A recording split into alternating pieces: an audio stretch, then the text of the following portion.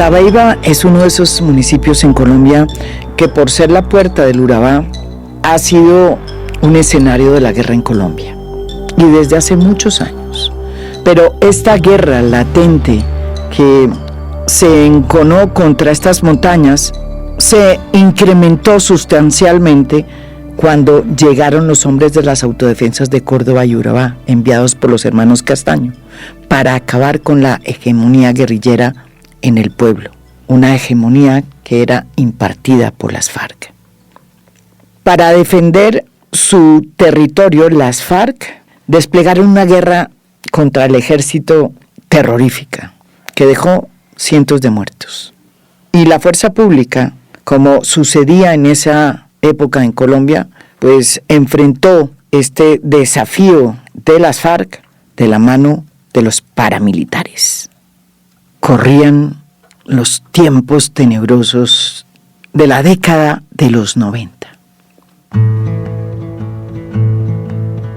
En un reportaje que hizo hace unos 4 años la revista Semana, se habla de Dabeiba como un tapete de muertos. Esa fue la frase de un abogado que conoce como pocos lo que pasó allí en Dabeiba y que representa a varias de las víctimas de esa región. Allí, esta guerra entre paramilitares, guerrilleros y soldados tuvo una dimensión que demostró la degradación a la que había llegado esta guerra en Colombia. Porque fue allí, en Dabeiba, donde la desaparición forzada se volvió aberrante. Y muchas de esas víctimas de ese crimen terminaron convertidos en falsos positivos, civiles que fueron enterrados además en el cementerio de Dabeiba, como NNs y guerrilleros muertos en combate, cuando eran en realidad campesinos. Según esta impresionante crónica de Semana escrita en el 2020, en Dabeiba decían que muchas de estas víctimas fueron lanzadas por los despeñaderos de ese pueblo, que está emplazado en medio de 3 cañones, donde las carreteras sinuosas bordean abismos largos, cubiertos de una vegetación tan variada y espesa. Dice la investigación que cualquiera que sea arrojado por allí se vuelve casi indetectable, hasta para las aves de rapiña.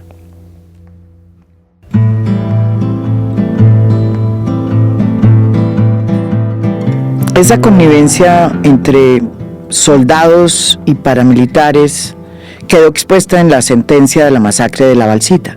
En el 2008, dice este informe de Semana, elaborado entre otros por José Guarnizo, Jaime Flores y José Monsalve, que un juzgado antioqueño condenó al exteniente Juan Manuel Grajales, quien estaba a cargo de una compañía de contraguerrilla en Dabeiba a finales de los 90. Según los relatos de los testigos, él recorrió las veredas encapuchado y acompañado de paramilitares, a quienes les señalaba a campesinos que consideraba auxiliadores de la guerrilla. La sentencia relata la cercanía del oficial y presume que más militares tuvieron esas relaciones con los paras. La guerra se fue incrementando y las muertes de los civiles también, sobre todo con el triunfo de Álvaro Uribe Vélez, un candidato que impuso una política de seguridad basada en las bajas, en la teoría del body counting. Según lo relata esta investigación de Semana, 10 soldados del batallón de infantería Pedro Justo Berrío llegaron a la casa de una familia en la vereda Cruces de Termales a las 5:30 de la mañana del 8 de marzo del 2005. Se llevaron a la fuerza a los hermanos Mario y Juvenal y a su cuñado Reinel Escobar, todos entre los 20 y 30 años. También agarraron 10 gallinas, el mercado, ropa y 60,000 pesos. 2 días después, esa unidad militar reportó la muerte de 3 bandidos de las FARC en medio de un combate. Todos estos relatos de los crímenes y abusos del ejército que se oyeron por años con frecuencia en las montañas de Dabeiba, a pesar de tener pruebas y de ser reales, quedaron sin embargo hundidos en la total impunidad y solo han empezado a ver la luz con las investigaciones de la JEP.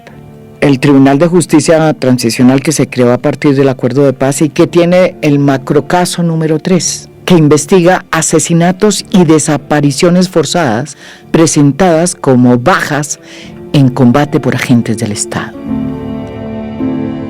Gracias a las confesiones que han hecho otros exoficiales en varias regiones del país, se supo que en el cementerio de Dabeiba podrían estar enterradas muchas víctimas de falsos positivos. La JEP se desplazó en el 2019 hacia ese pueblo y empezó a trabajar. Y hasta el día de hoy ha descubierto, luego de inhumar cuerpos, a 49 víctimas entre el 2002 y el 2006. En ese momento, Colombia estaba gobernada por el expresidente Álvaro Uribe y estaba en vigencia la política de seguridad democrática, que repito, tenía como foco y como base medular la política de imponer bajas para medir el éxito de la guerra, las bajas en combate. Una política que además era remunerada a través de beneficios que se les otorgaban a los miembros del ejército que incrementaran sus bajas y que podían ir desde las salidas a vacaciones o hasta ascensos o la condecoración con la famosa medalla gris. Hace unos días se llevó a cabo una audiencia en un coliseo en Dabeiba, en el que la JEP, que es el tribunal que está investigando estos delitos atroces, reunió a los responsables de estos falsos positivos y a las víctimas. Y en una audiencia muy conmovedora que vio el país, porque fue transmitida nacionalmente, se escuchó la voz de los 8 exoficiales, en su mayoría coroneles, que formaron parte de las unidades contraguerrilleras que estuvieron en ese momento en Dabeiba y que reconocieron ante sus víctimas las atrocidades que cometieron. El primero que habló y que levantó la voz frente a las víctimas fue el coronel retirado Efraín Enrique Prada Correa, excomandante del batallón de contraguerrillas número 79, y que estuvo desde el 1 de diciembre del 2005 hasta el 25 de octubre del 2006 en Dabeiba. Él confesó ser el autor de 6 ejecuciones extrajudiciales cometidas por sus propias manos.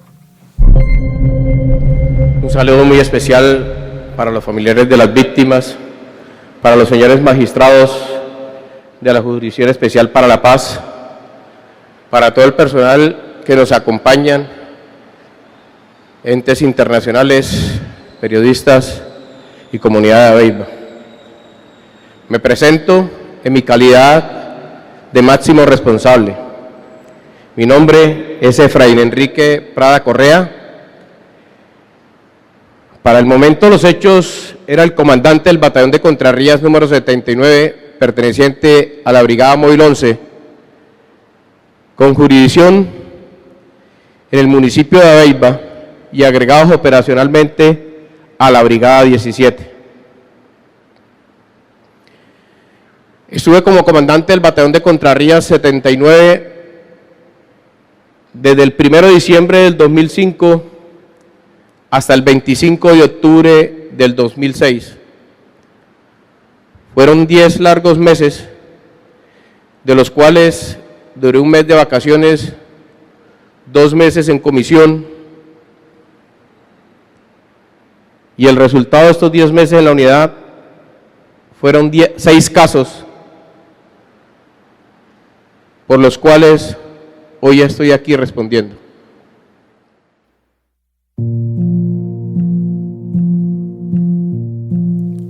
Está con nosotros el presidente de la JEP, Roberto Carlos Vidal, Lo hemos invitado porque queremos que nos explique cuáles son realmente los objetivos sanadores, si es que se puede decir así, de estas audiencias y sobre todo lo que sucedió en Dabeiba, que no es la primera ni va a ser la última de las audiencias que se hacen sobre los macrocasos que ha abierto la JEP. Uno de ellos es precisamente lo que sucedió en Dabeiba con los falsos positivos, que es como se le llama coloquialmente, digo yo, a un crimen atroz, que se debería llamar como tiene que llamarse, ejecución extrajudicial, en donde civiles inocentes terminaron siendo asesinados por militares para hacerlos aparecer como pajas en combate. Estos asesinatos que se hicieron a manos de la fuerza pública, que juraron defender y utilizar las armas en defensa de los colombianos, son sin duda la cara más nauseabunda de esta guerra en Colombia. Muchas gracias, María Jimena, por la invitación. Mire, yo creo que lo primero que quisiera destacar es que esa audiencia hace parte de un proceso mayor, que está enmarcado en estos macrocasos que hace la jurisdicción. Creo que ya hoy la opinión pública puede entender de mejor manera cuál es el alcance de las investigaciones. La audiencia de Dabeiba es la tercera audiencia dentro de un macrocaso que se ocupa del tema de los falsos positivos, pero que realmente lo que estudia es una cantidad de patrones o de conductas que se repitieron a lo largo de una década completa por parte, en este caso, de la fuerza pública, y en los que hemos ido reconstruyendo diversos eventos que muestran casos representativos de ese patrón. Tal vez lo más impresionante de la investigación que hemos adelantado es que esas conductas que vio la opinión pública se repitieron en todo el país. Y por eso venimos de reconstruir este tema en el Cesar, en el norte de Santander, ahora aquí en Antioquia, y seguirá en el Meta, pero digamos que la conclusión que sacaron los colegas relatores, se trata de un grupo de 3 magistrados que han venido investigando esto por más de 5 años, es que la conducta se repetía y que tenía unas dimensiones, digamos, aterradoras. Lo que sucedió en Dabeiba tiene unas connotaciones especiales, pero quisiera comenzar por reiterar eso. Aquí estamos reconstruyendo un patrón que junto a cada uno de los 11 macrocasos de la JEP, lo que muestra es los hechos más graves y representativos que tuvieron lugar en el conflicto y que muestran un ataque a la población civil que tiene una gravedad impresionante. Dabeiba es un lugar maravilloso, geográficamente de una feracidad, de una riqueza infinitas. Está en el corazón de Antioquia, es conocido como la Puerta de Urabá, de esa zona que comunica la zona montañosa de Antioquia con su proyección al mar. Una zona de inmensa disputa de actores armados durante todo el conflicto, rutas para el narcotráfico, pero también rutas para todo tipo de violencia. De eso se conoció todo el tiempo, que fue el escenario para que se asentaran varios frentes de las FARC, para que se asentaran grupos paramilitares, y era un lugar de actividad de la fuerza pública. Pero también en el corazón de Antioquia, como en muchos lugares del país, se constituyó como una frontera de la violencia. Una de esas zonas donde el mismo conflicto genera un espacio de desconocimiento y ustedes, si quieren, como de desgobierno. Y eso fue lo que propició las condiciones para que en ese lugar fuera un sitio donde se cundió la práctica de desaparecer personas con la confianza en que por ser un sitio de conflicto nadie iba a percatarse de lo que allí sucedía. ¿Sí? Y entonces eso parece en las conclusiones que de manera adelantada han llegado a mis colegas, es una de las razones por las cuales se focalizó ese cementerio para llevar gente. Una característica particular del tema de Dabeiba es que había pasado desapercibido para la investigación de judicial en Colombia. De estos muertos de los que se está hablando ahora, de estos desaparecidos, no se tenía noticia, y es el producto completo de la investigación de la jurisdicción, que parte de las herramientas que nosotros tenemos, que básicamente es comparecientes que tienen una obligación de aportar verdad exhaustiva y detallada y tienen la posibilidad de reconocer su responsabilidad. Alejandro Ramelli, que ha sido el magistrado a cargo de este subcaso regional, junto a Óscar Parra y Catalina Díaz, que son los encargados del caso en general, decía que él estaba investigando originalmente prácticas de falsos positivos en el llano, en el Meta, y que justamente uno de esos militares que estaba rindiendo testimonio sobre esta práctica en el llano es el que menciona que además eso había tenido lugar también en Dabeiba, y es por lo que ellos van hacia allá. ¿Por qué lo que sucedió en Dabeiba es tan importante? Pues porque es un triunfo sobre el negacionismo. Durante muchos años en Dabeiba se negó lo que sucedió allá, a pesar de que, como hemos dicho, estas montañas están llenas de historias de horror que hablan de cientos de civiles muertos y sobre todo de cómo fue que se practicó sin ningún rebato moral las ejecuciones extrajudiciales por parte del ejército y de unidades de contraguerrillas. Como bien lo dijeron en estas audiencias los 8 oficiales en retiro que dieron su testimonio y confesaron. Doctor Vidal, ¿por qué es importante derrotar el negacionismo en Colombia, sobre todo en este tema tan complicado y luctuoso como es el tema de los falsos positivos? Claro, uno de los desafíos más grandes que tiene la jurisdicción respecto de la noción que tiene el país sobre el conflicto es derrotar una práctica negacionista que es generalizada. Negacionismo es decir que no pasó nada, que las cosas no tuvieron lugar, que tal vez eso eran mentiras, y quienes sufrieron más esto antes de las investigaciones de la JEP fueron las víctimas. Claro que las madres, las esposas, sobre todo esta es una investigación impulsada por mujeres, las viudas, la búsqueda de hijos, ¿cierto? Organizaciones que han estado detrás de estos macrocasos, las madres de la Candelaria en Medellín, las madres de Soacha en Bogotá, pero junto a ellos cantidad de personas organizadas o individuales que por décadas estuvieron buscando sus desaparecidos en un ambiente, como usted lo dice, de negación. A esas personas se les persiguió. Muchas de ellas las amenazaron, a otras las descalificaron, diciendo que estaban diciendo mentiras para atacar las instituciones. Correcto, sí. Y creo que esa es una de las labores fundamentales de nuestro trabajo, que es reivindicar el nombre de las víctimas directas, los muertos, pero las víctimas de sus familias que hicieron esta labor por años buscando, y que hoy su nombre ha sido reivindicado frente a los desaparecidos, pero también frente a esas familias, para decirles que su labor hoy, esa tristísima labor de buscar los desaparecidos, tiene un resultado concreto.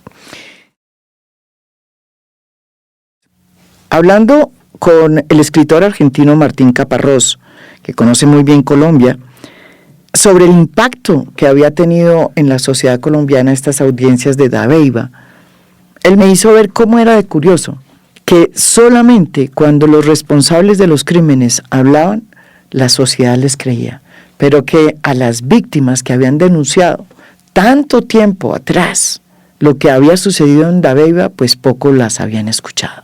Y es cierto, lo que sucede en la sociedad colombiana es que oír a los responsables, por primera vez hablando de falsos positivos, como se oyó en Dabeiba, ha producido efectos sorprendentes, como por ejemplo un trino del expresidente Álvaro Uribe, en el que por primera vez se lamenta de los falsos positivos. Así les eche el agua sucia a los militares y trate de evadir cualquier responsabilidad política en la posible comisión de esos crímenes. Oigan el trino. Duele y mortifica que hubieran negado falsos positivos. Les creímos, y ahora los aceptan. Incluso la fundación de Ervin Hoyos, que en paz descanse, defendió un caso de Dabeiba, anterior a mi gobierno.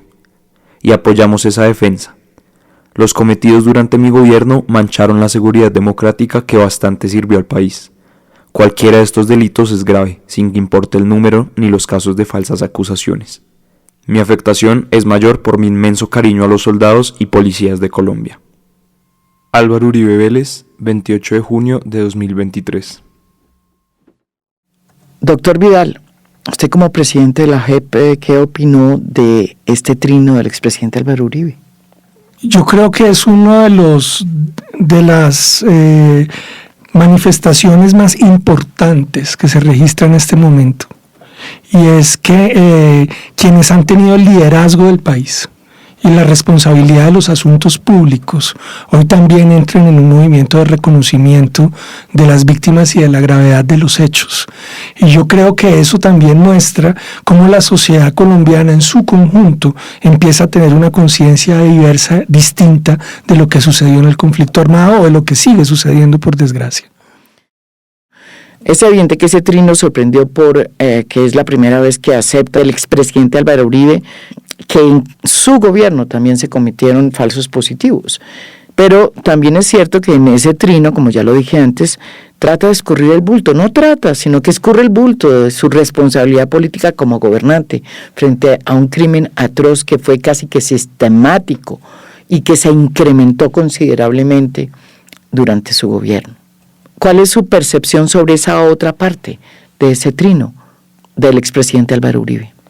Una práctica tan horrorosa como esta, pero tan compleja en lo institucional, yo creo que es muy importante reconocer que el conocimiento que tenemos hoy se debe a una labor acumulativa de la justicia. Esto no se investigó de un día para otro.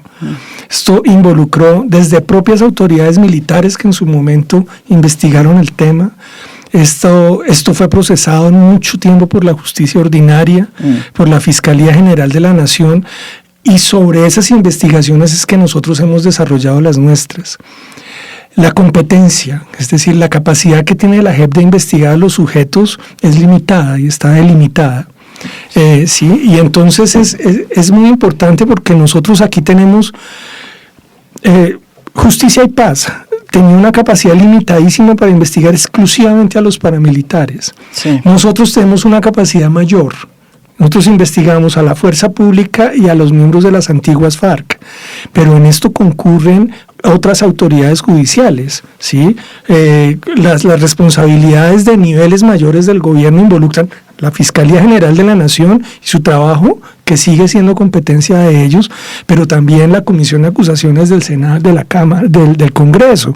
Entonces, digamos, esto no para, si quieren es una escala, un momento de la investigación que viene creciendo y que refleja la conciencia del país sobre el tema. Si esto escala, como dice usted, es cierto que los presidentes no pueden estar en la JEP ninguno, pero la JEP podría, si es el caso, en contra de cualquier presidente, compulsar copias a la comisión de acusaciones, ¿o eso no funciona? No, absolutamente. Cualquier información que nosotros tengamos en esa dirección se remite a la autoridad competente y nuevamente se integra un mecanismo de investigación judicial mayor.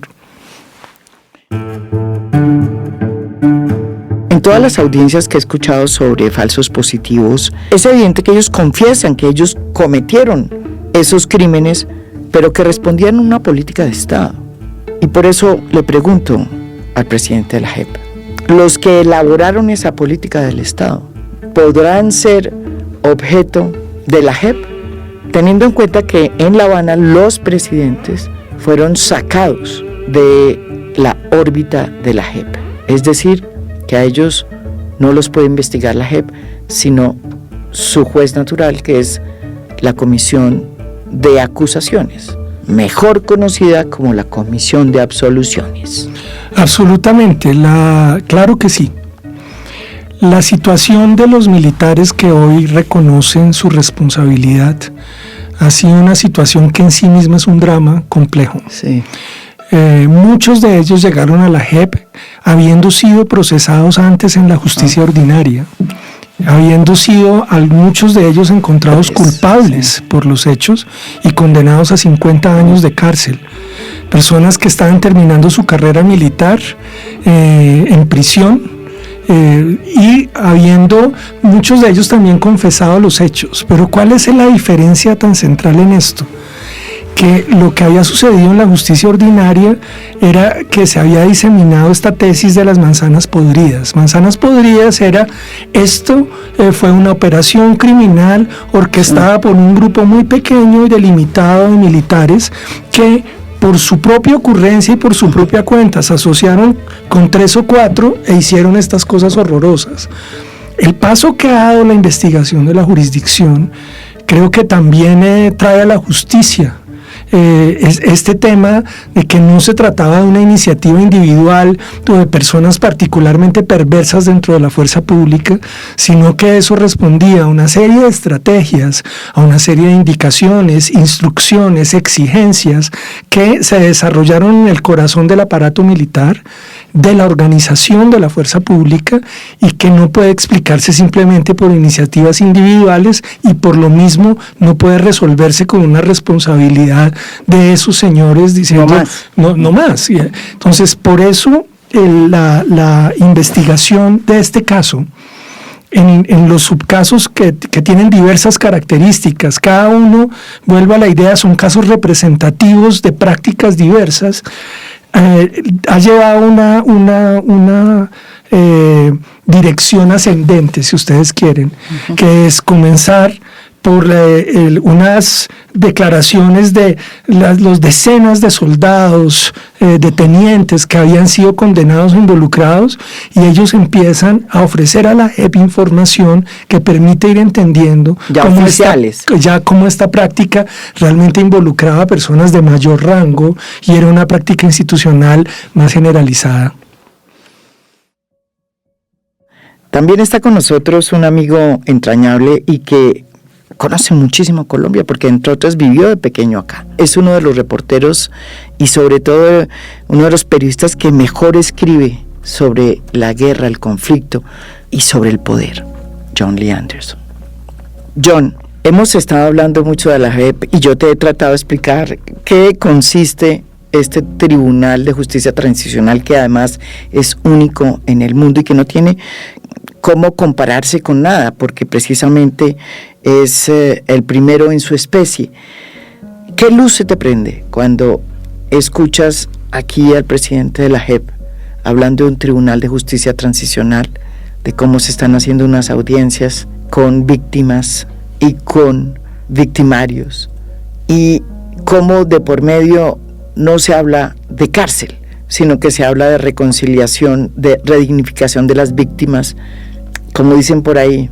¿Qué te produce todo eso? ¿Cuál es tu lectura?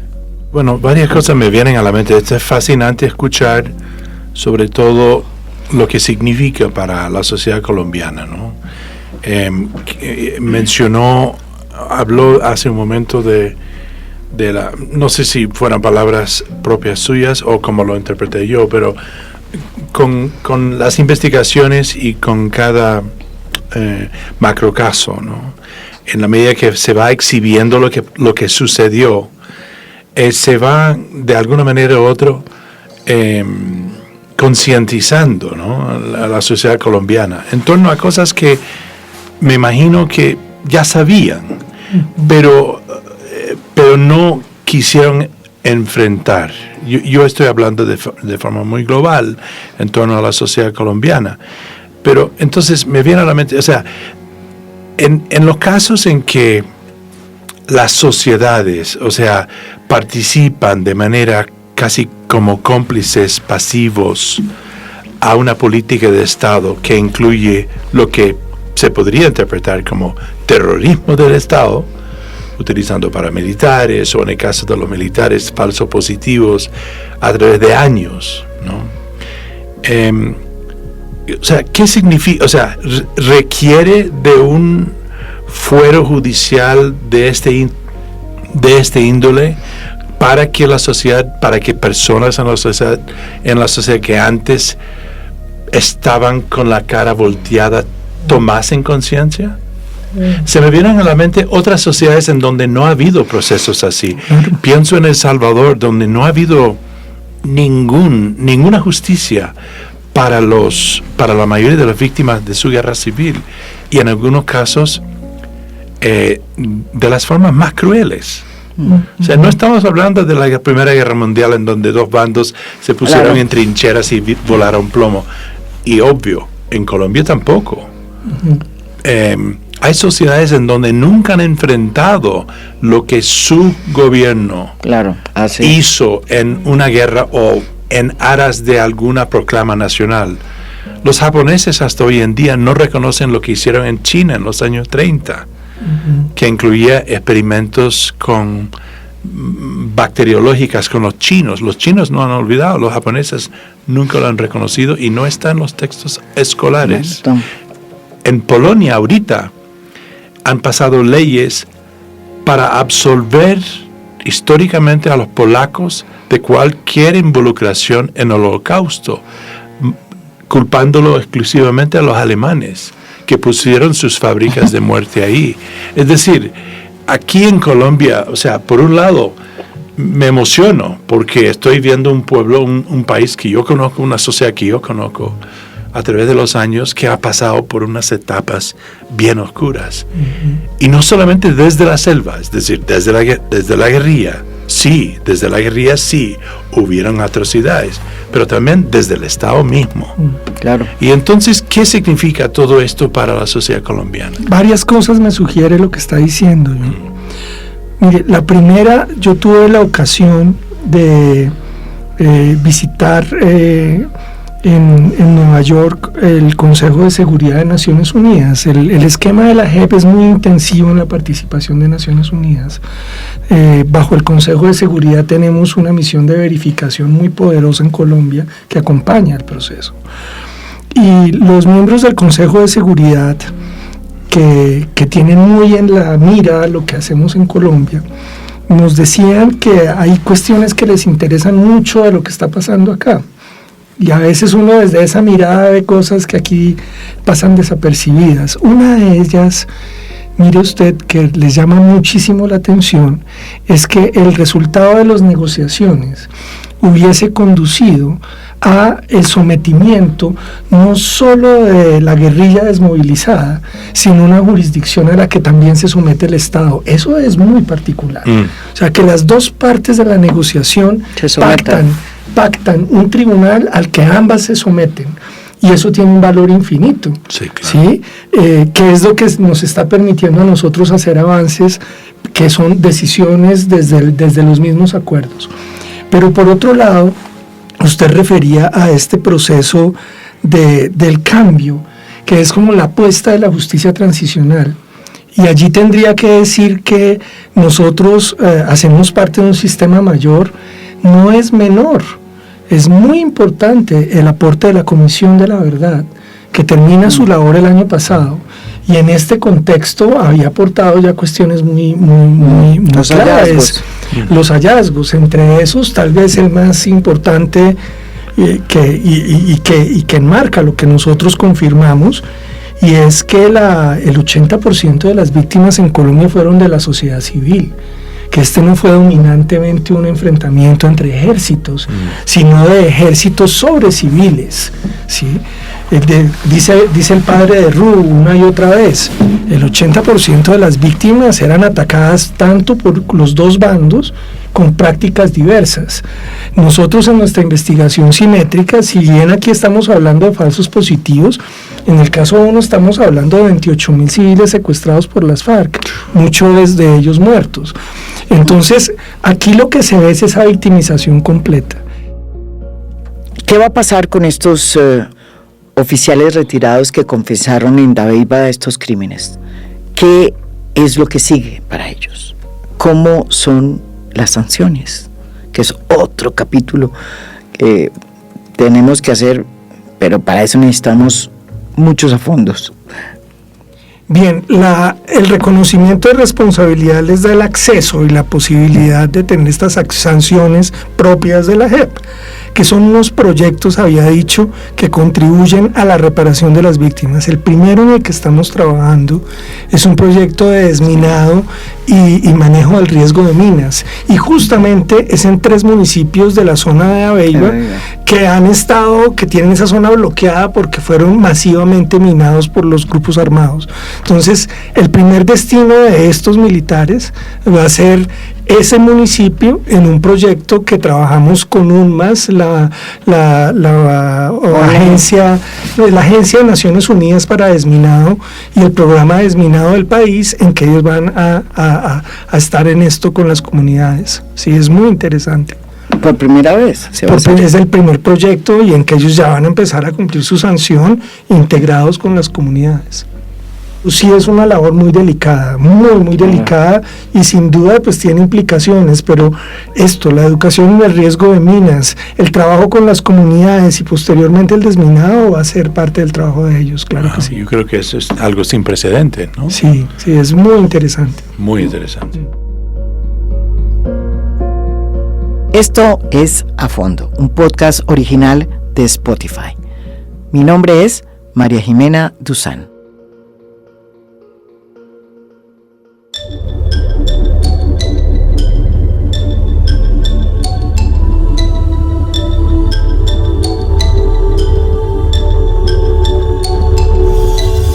A Fondo es un podcast original de Spotify. Producción general, Lucy Moreno. Editor de contenido, Michael Benítez Ortiz. Postproducción de audio, Daniel Chávez. Y Blue Velvet. Música original del maestro Óscar Acevedo. Por Spotify, la producción fue de Facundo Soler. Supervisión de producción, Sofía García Ramos. Business Affairs, María Valero. Por marketing, Marta Rodríguez. Comunicación y prensa, José Echeverri. Editorial, Patricia Cordero. Legal, Janet Vázquez. Gracias por escuchar. Soy María Jimena Duzán.